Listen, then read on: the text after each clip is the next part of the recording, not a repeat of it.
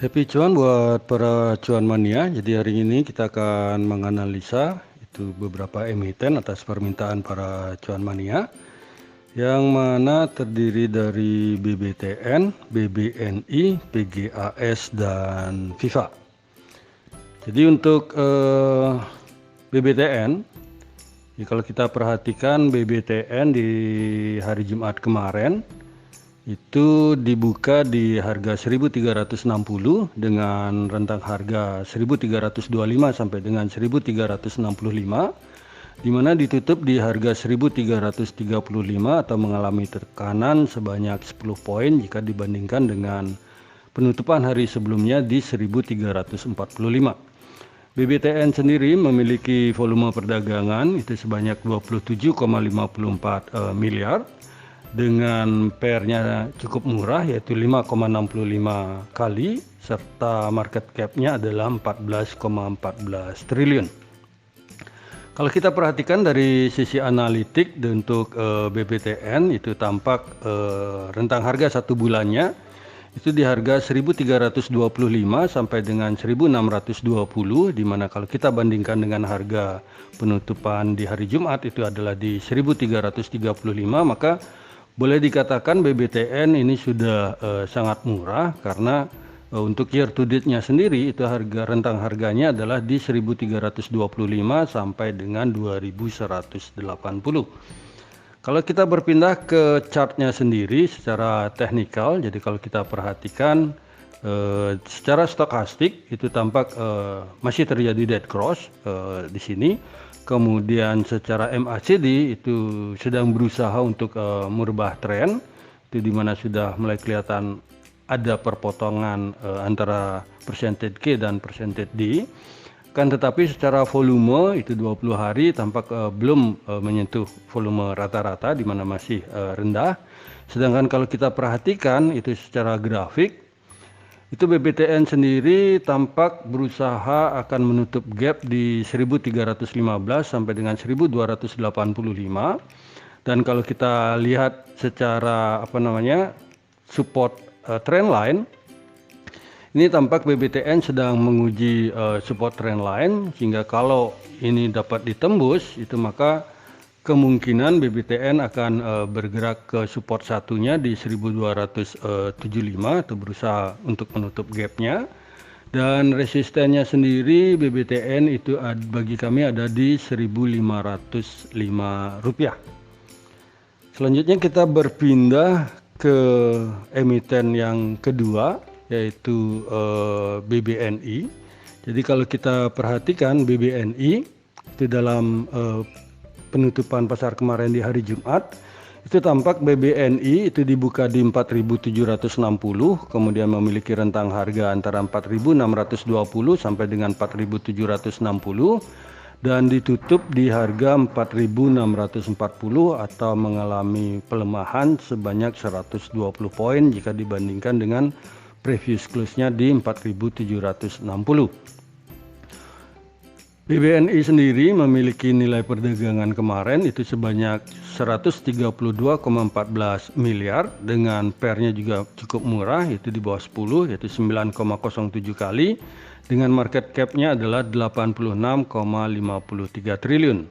Kemudian kalau kita perhatikan secara analitik itu price range-nya dalam satu bulan, itu tampak BBNI itu rentang harganya antara 4.560 sampai dengan 5.675, sehingga kalau kita bandingkan dengan harga yang kemarin di penutupan di 4.640 itu tampak rentang harga BBNI itu sudah berada di bawah dari average, dan juga kalau dilihat secara year to date ini juga sudah berada cukup murah karena dalam year to date itu harga BBNI adalah 4.560 sampai dengan 6.675.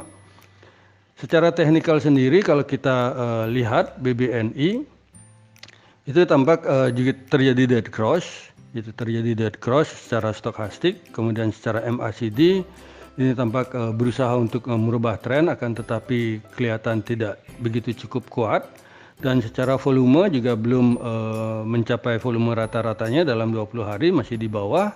Dan kalau kita perhatikan secara support trendline ini juga sudah berada di dekat support trendline, sehingga BBNI kemungkinan akan mencoba menguji support trendline-nya, sehingga kalaupun ini tembus kemungkinan akan menuju ke 4590, dan kalau tidak kuat akan menuju ke 4310.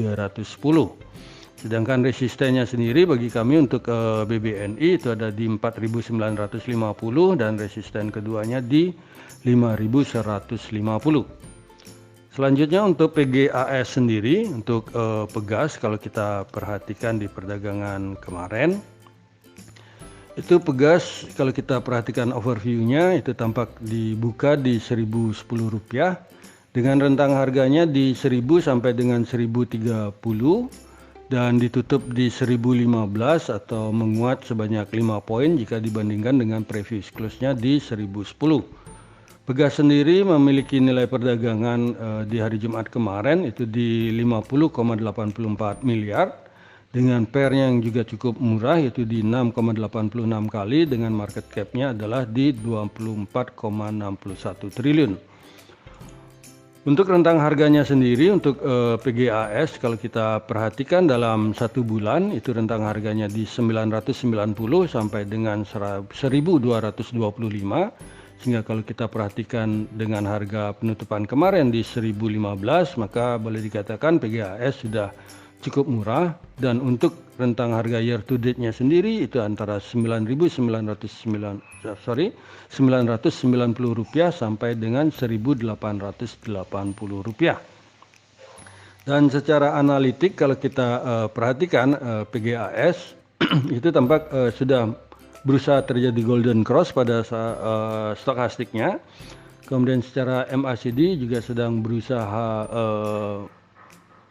kuat untuk melakukan perubahan tren ke atas, akan tetapi secara volume ini kalau kita perhatikan volume dari PGAS dalam 20 hari terakhir ini belum mencapai volume rata-ratanya, jadi masih sedikit jauh kalau kita perhatikan antara garis biru dengan grafik hijau ini.